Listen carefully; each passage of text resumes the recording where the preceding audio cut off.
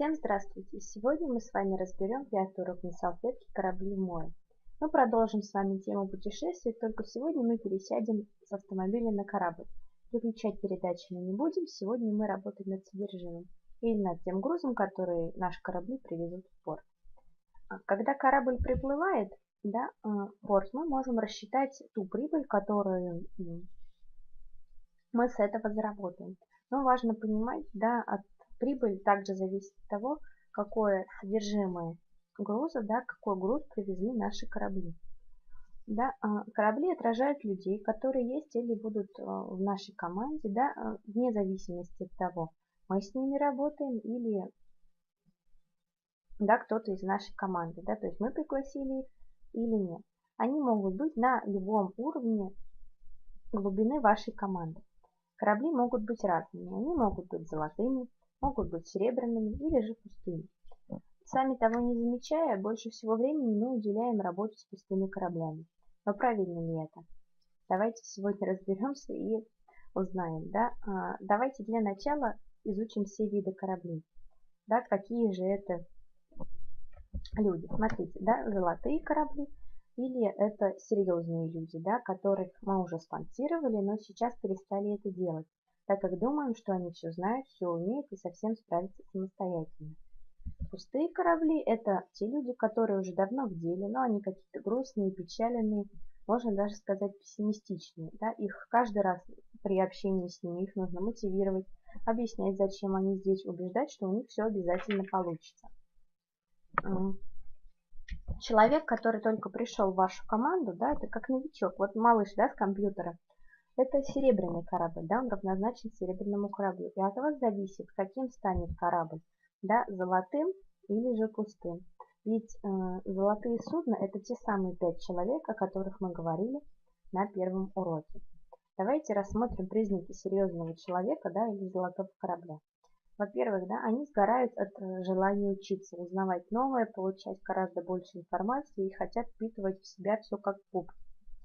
Они просят помощи, хотят, чтобы их действия оценивали, чтобы их направляли, помогали и давали какие-то советы, чтобы корректировали их действия.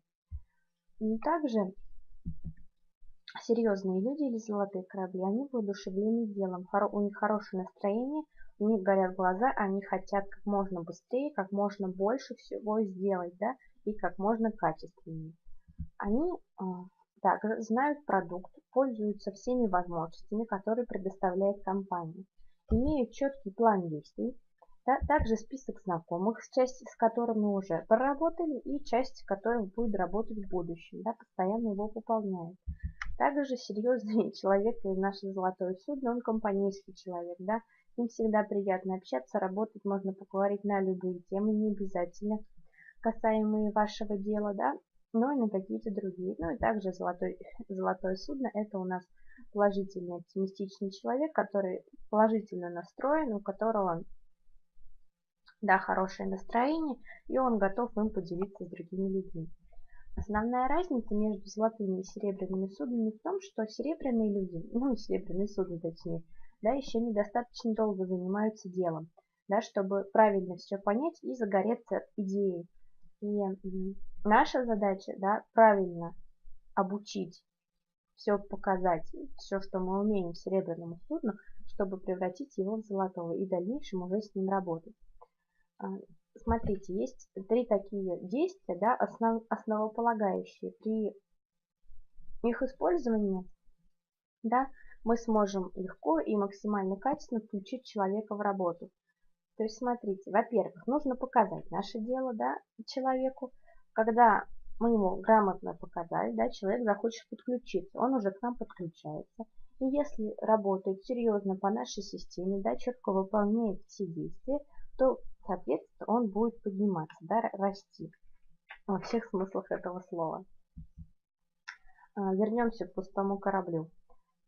Когда вы с ним общаетесь, такое складывается ощущение, что он не очень-то хотел с вами разговаривать, что для него ваши слова это как успокоительное, знаете, что все будет хорошо, что не расстраивайся, у тебя все обязательно получится. Или с другой стороны, бывают двоякие ситуации, что он ваши слова воспринимает как давление. То есть, что мы на него давим, что мы оказываем свое какое-то на него воздействие, да, чтобы он начал что-то делать. Мне и так хорошо, чего ты тут со своими советами лезешь. Да, у пустого корабля, да, нет цели, нет плана действия, а они отрицательные, и им всегда нужно что-то доказывать. Им нужно доказывать, что у них получится, доказывать, что система работает, нужно доказывать, что будет результат. Но результата без действия, как вы знаете, не бывает. Когда пустой корабль тонет, да, то из-за того, что он идет ко дну, образуется воронка. И в эту воронку он может затянуть всех тех, кто находится рядом с ним.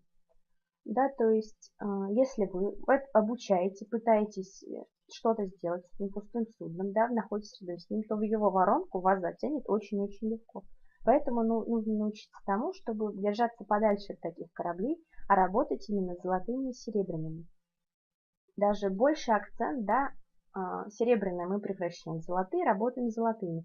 И больше работая с золотыми, тогда серебряные и еще не затонувшие пустые корабли будут обращать на вас внимание, начнут звонить, писать, да, чтобы вы тоже уделили им свое время, поделились своими знаниями и научились грамотной активной работе. Обязательно работайте с золотыми кораблями, и тогда у вас все получится. На этом все. Успехов вам в работе. Спасибо за внимание. До свидания.